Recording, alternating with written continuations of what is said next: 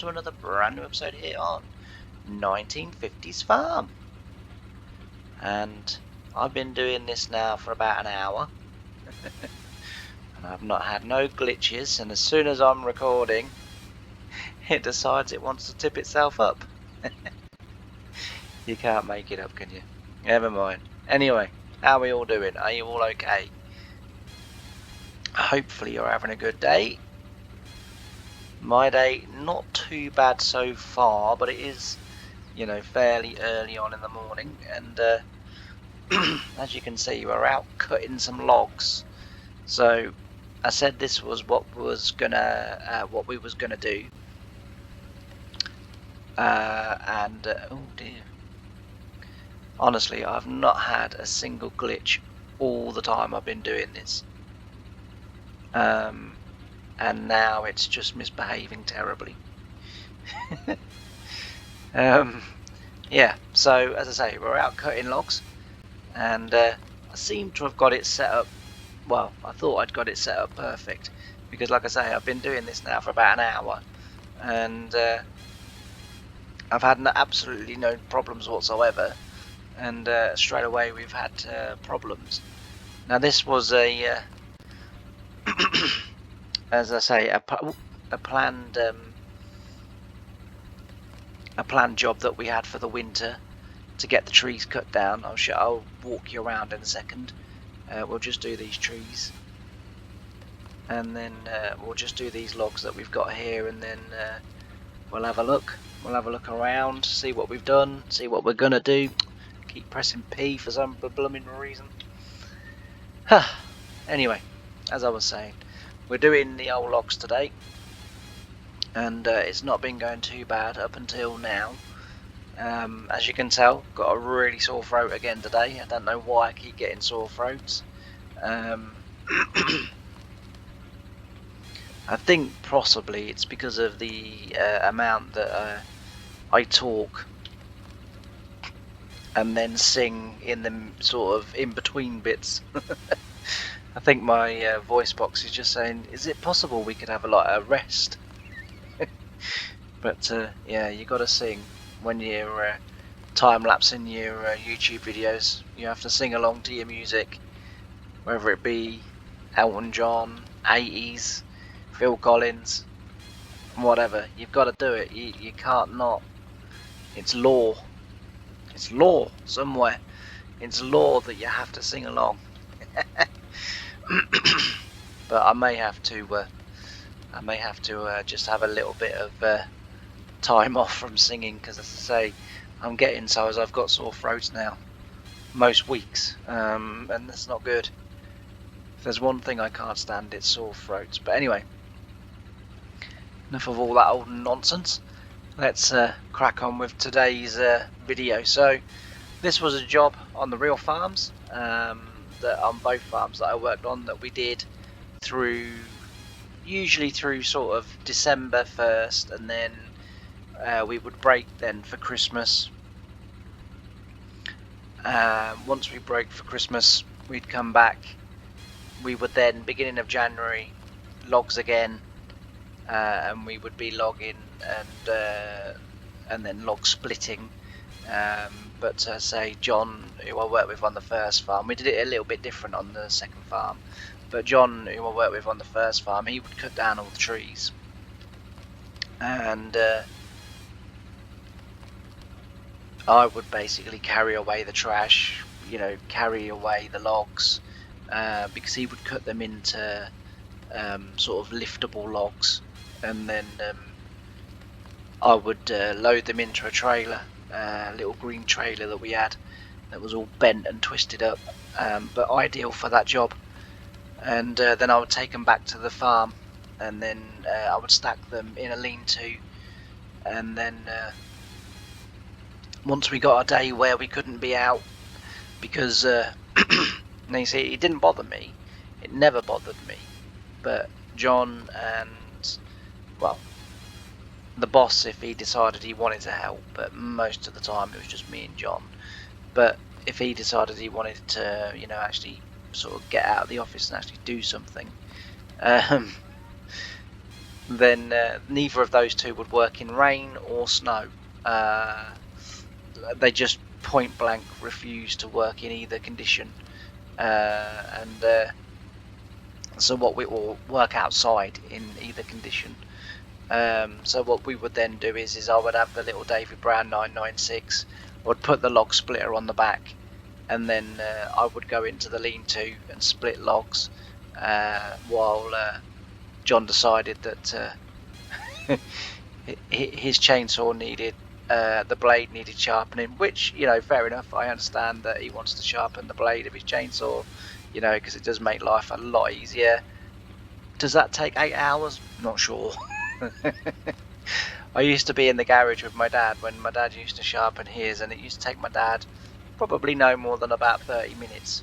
So I'm not sure, but anyway, uh, you know, nothing was ever said. Now, if I'd have taken 8 hours to sharpen a chainsaw blade, things would be said. There would be words to be had. But no, if it was John doing it, then nothing was said.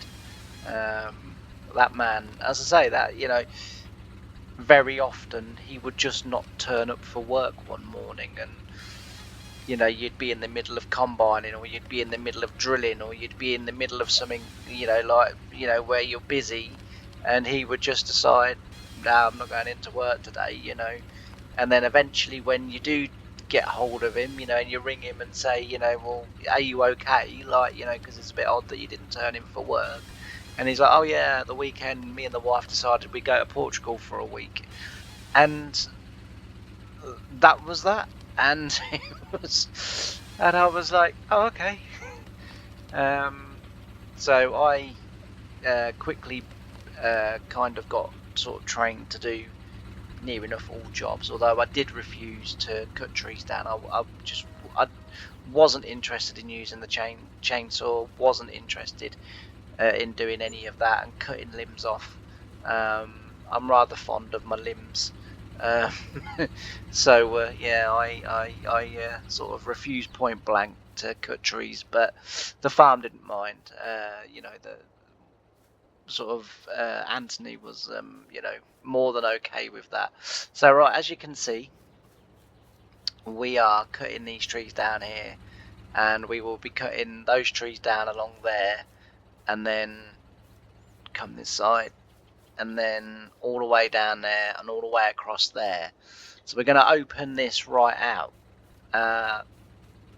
primarily because I want to join some fields together. So this field here, this is fine. This is a big field on its own, and that's fine.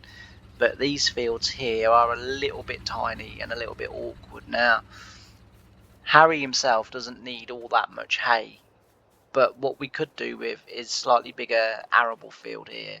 So again, and we own quite a lot of this land. So a lot of this land, we own this. If I bring up the mini map, I don't know as if it's too obvious. It isn't. So if I bring up this one, but yeah, so we own quite a bit of it. And if I just scroll right, we own right up to the river, near enough. Of that, and so having that field and that field as like sort of two tiny fields, we may as well make that one big field, or we could even come out here and make it bigger that way. But it's quite a big plot of land, and it is relatively flat, so I mean, if ever we did feel like we needed to do another farm build or whatever, we could do. And in the 1960s, Harry started his dairy herd, so what are we, 7 years away from that now in the game? So, we're going to need the space and we're going to need the grass. That field again is probably okay in terms of size, but maybe we could push it out and join these together and curl it around here and sort of have that shaped field. Over here we could have, start to put down some, chickens or whatever.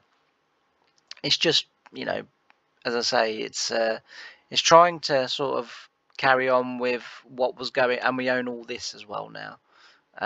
So we bought this off the dairy, so we own all this as well. So as I say, the field can come round. That field's fine. but there's no reason why we can't then come down there and then up there and across there and what have you, to make a bigger field. But yeah, say a lot of the trees. Just really get my bearings because I now can't find where I am. Where am I? Where am I? Where am I? This is the problem. This is why I get lost a lot. Now I can't figure out where I blooming well am. Right, yeah, there we go. So today's concentration is going to be, if I can again just find my way. Alright, I think I am, yes. So, right, today's concentration is coming down here and cutting all of this down here so we can join these two fields together, and that for this winter will probably be enough. And then next winter we'll do it again, and we'll clear some more trees, and we'll just gradually keep pushing out. I'm not going to just like sort of clear the whole lot because we don't have the equipment to farm it, and B, there's no need. As I say, that field over there on its own is big enough. Join these two fields here together, that'll be big enough.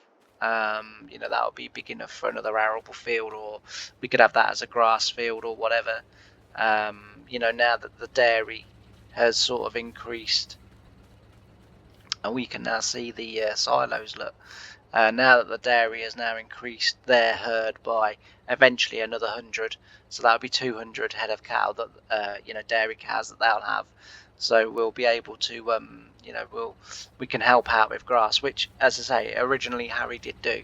So his dad, before Harry, had the land. So again, it didn't look like this, I accept, but this was as close in game as I could get what they had, and they owned that, and the sheds they had were not farming originally. They were a blacksmith, and they also did like metal shaping and iron and stuff like that. But yeah, originally this would have been a blacksmith's. But then when Harry S. Truman, sort of kind of declared that they wanted to feed the free world and be the world feeders. A lot of people that had other businesses on land that they owned. And as I say, Harry's dad did have quite a bit of land. They quickly turned it over to farming. As far as I know, and as far as I'm aware, Harry's father did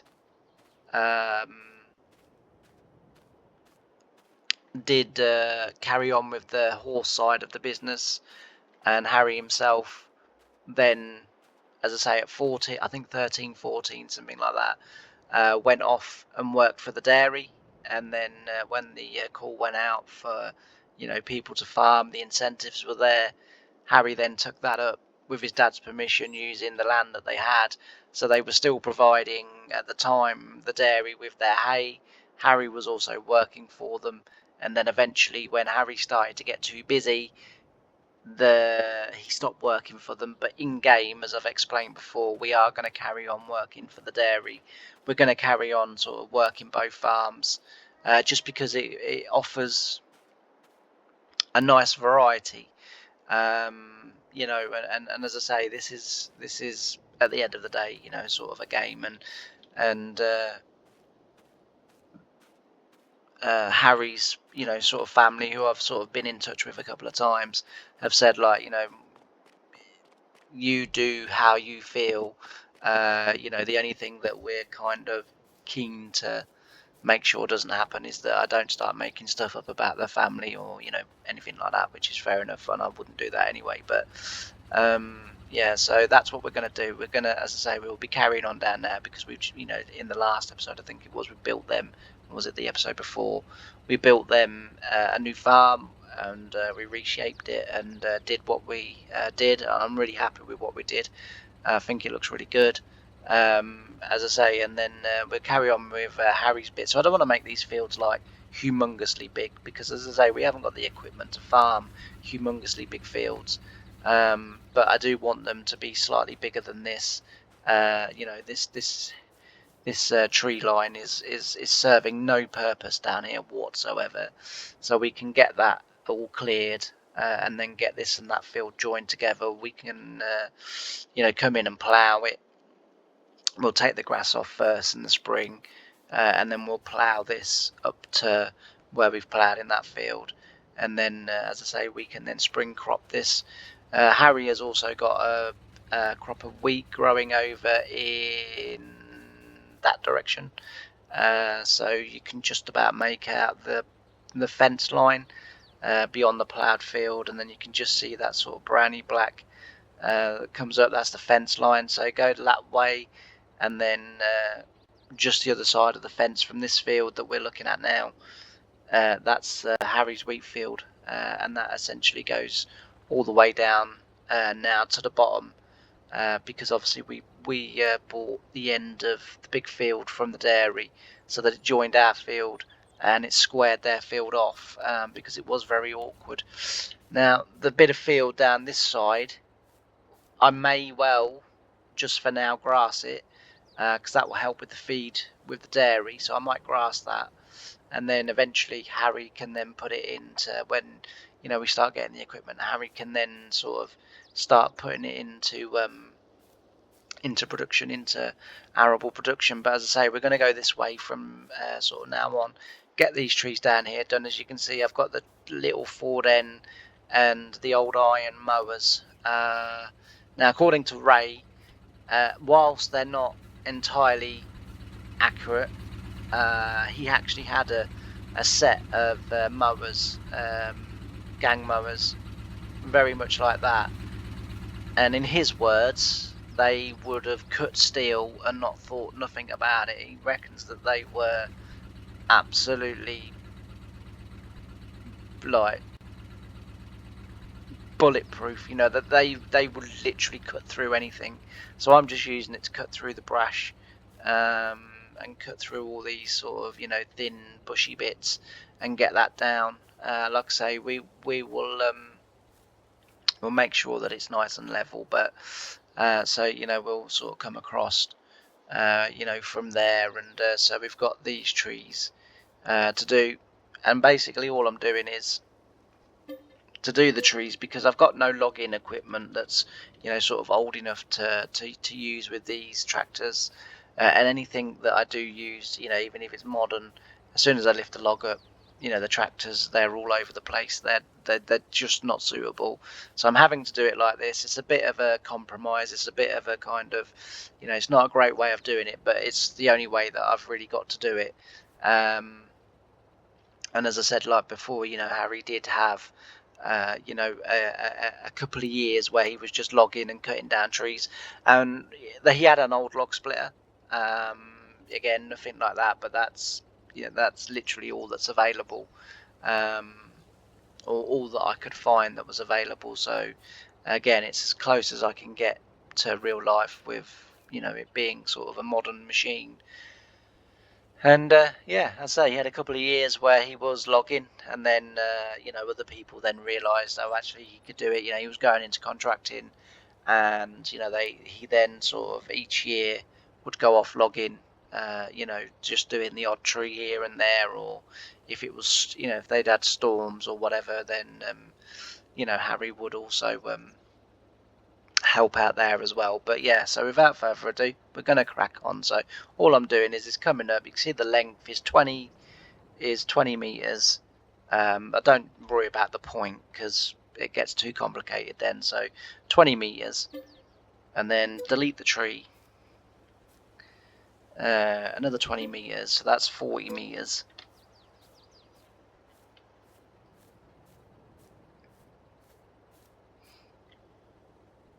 Uh, 40 meters, so 54 meters. 18 to 54, so my maths is not great, but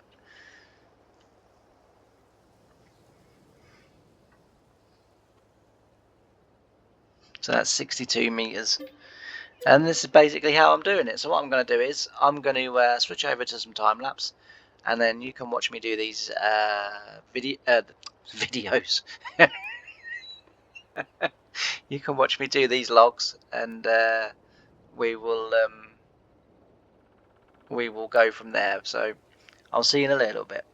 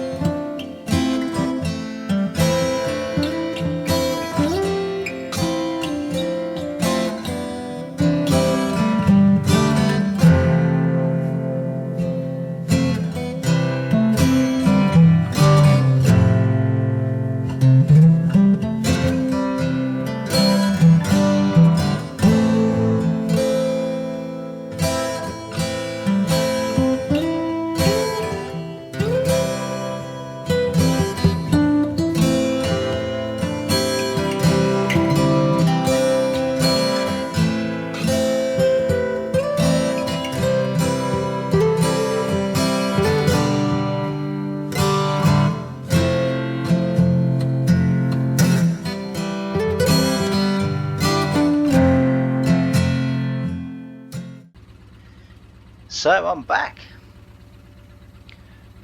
And we're getting through these trees quite nicely, to be fair. It's going fairly well. We've had one or two little mishaps, like me keep getting a little bit trigger happy with loading the next login, and then getting them sort of stuck and jammed, but otherwise it's not been going too bad. Got a nice little rhythm going as well. That really does help with this machine. You know, kind of, you know, if you can get into some sort of flow, it's like anything in farming. If you can get into the flow and get, so as you get, you know, it's rhythmical and then it becomes sort of second nature. You know, you're laughing really because you know, it's you're just doing it, you know, really quickly, and getting the job done. And that's what's, you know, that's the most important thing, especially here. You know, is just get the job done. As I say, you know, when we come back next time, we'll probably be in the spring. You know, I'll finish the rest of the winter off in the dairy, just sort of tidying up, refeeding, stuff like that. And then, as I say, when we come back, we'll be getting ready for spring planting, and then we'll be on to the summer jobs again, cutting the grass, baling, and, you know, sort of more animal feeding and mucking out, and, you know, sort of stuff like that. So it's amazing with the old farming world. It does make the year go fast. You know, that was the one thing I used to find at work, you know, was that you know, the year would rocket by, you know, because you did things at certain, like I say, this time of year, we'd be logging, get the end of January, beginning of February, we'd go then draining. We would do draining more, like, so if it, you know, sort of came wet in November, you would then do draining then. But typically when I worked on a farm, February, sort of late January, February was the wettest months that, you know, that we knew. And so therefore, you know, we would get draining and get making sure they were running. You know, I mean, it was one of those jobs you couldn't really do it until you'd had some rain, because you needed to know whether the drains were actually flowing and working.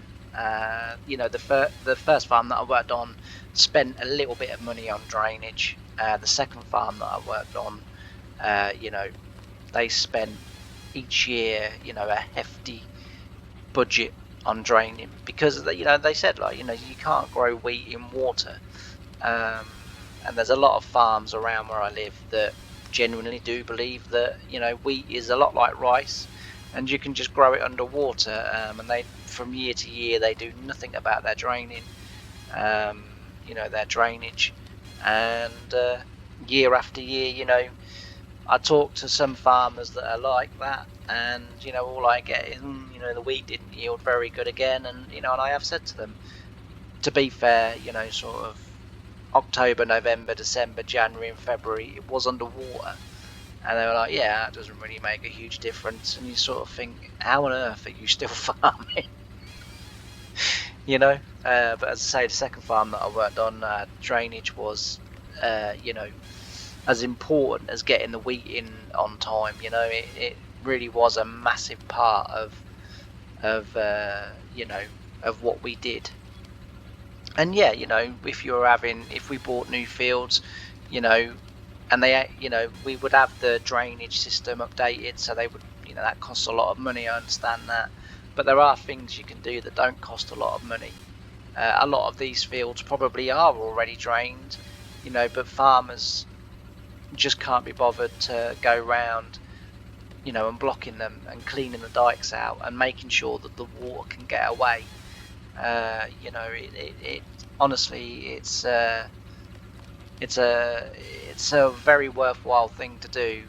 Say very often I would go out on the little digger and, you know, just sort of dig all the brush and, you know, roots and trees and any hedges that had sort of encroached into the dike or whatever. You know, we'd, you know, knock them back and, you know, make sure that the dikes were flowing, make sure that the actual drains that were coming into the banks of the dikes, make sure they were flowing, you know, and then using a rod and unblocking them. And yeah, it was hard work. Personally, I loved the job. off. It was a brilliant job, and I'll tell you the reason why it was a brilliant job. So typically, after Christmas, we all put on quite a bit of weight, don't we? So to suddenly then sort of, after Christmas, get a job where you would be walking sort of 2 or 3 miles a day, um, was brilliant. We'd be doing that for a good month, and you get doing a couple of miles every day for a month or so. It didn't take me long to get Christmas weight off, so it was I honestly, and but the work was fun as well. Like sort of going down the dikes. I mean, you know, confession time, own up time. I remember one January, we had a really, really massive main drain. Now, if the water was sort of above knee height, they wouldn't send me because I can't actually swim. So they wouldn't send me to those ones. They would send me to the much more shallower ones. I mean, don't get me wrong, you can drown in a puddle, but the chances are if it's a lot shallower, I can probably get out of it. So I used to go to them. So we had a main drain that went round our 50-acre field, and on the next one, the other side of it, was a 70-acre field, and then the other sort of going then the other side. So on both sides, you had 50-acre in the middle, 70 on the.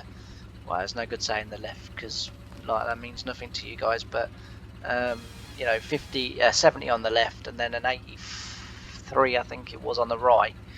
And as I say, the main drain encompassed all of those fields, so you would go over the main drain, over a gangway into the field.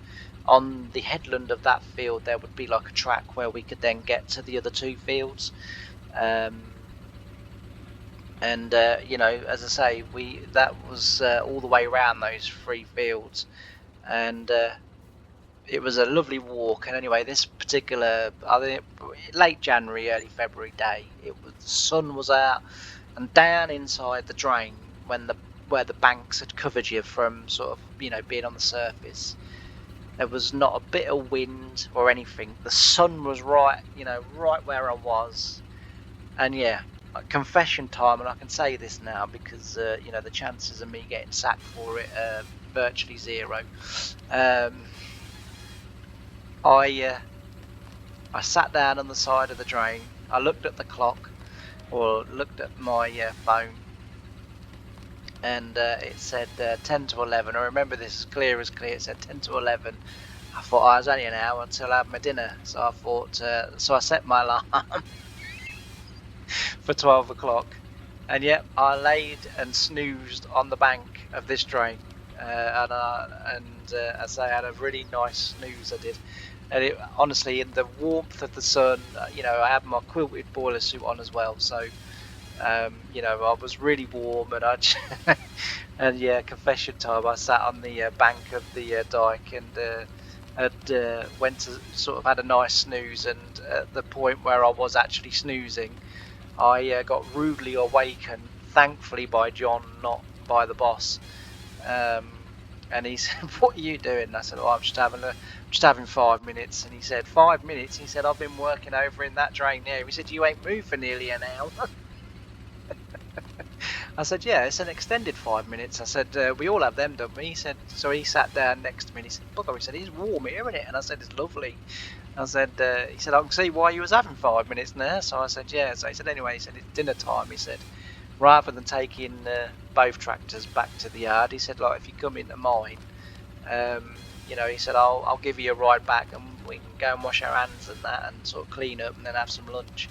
So I was like, okay, fair enough, and that's what we did. But yeah, snoozing on the bank. I honestly, my sort of favourite pastime that was. One of the reasons why I love the job, because you'd get well away from the farm. Some of the fields would be 3 or 4 miles away from the farm. The boss man would never come round while you were draining dikes, because he just didn't want to A, get dirty, and B, he he used to say to me in the morning, you know, I know it's a boring job, but it's what you've got to do. And I say, yeah, I don't mind. That's all right. You know, it's that time of year. You know, accept that. That's fine. You know, never did tell him once that I loved it. It was one of my favourite jobs. You know, just sort of going around and, as I say, making sure the drains were flowing. And then, you know, if you get to a field and there's a big puddle on it, you know, and it wasn't too far from the dike, what you would do is with your spade, you would dig a trench to the dike and then just through the bank so that it would flow into the dike and just drain the water off that way. And then, as I say, you know, that's what you would do, and then just make sure the main drains were, you know, were actually running. Anyway, that's going to be it for this episode. Just because I'm not really sure how long you really want to sit here and watch me do this. I've got quite a bit to do. As I say, I've got the rest of that to finish, which is not going to be very much now. And then I am just going to take a little bit off around the side, so then bits there going that way around there a little bit, just to extend that field a little bit more. And as I say, when you come back next time in the next episode, it should be springtime, unless I find something else interesting to do in the winter. Anyway, like I say, that's going to be it for now. Thanks ever so much for watching. If you haven't done already, please don't forget to like, comment and subscribe. And I can't wait to see you next time. Thanks very much. Bye for now.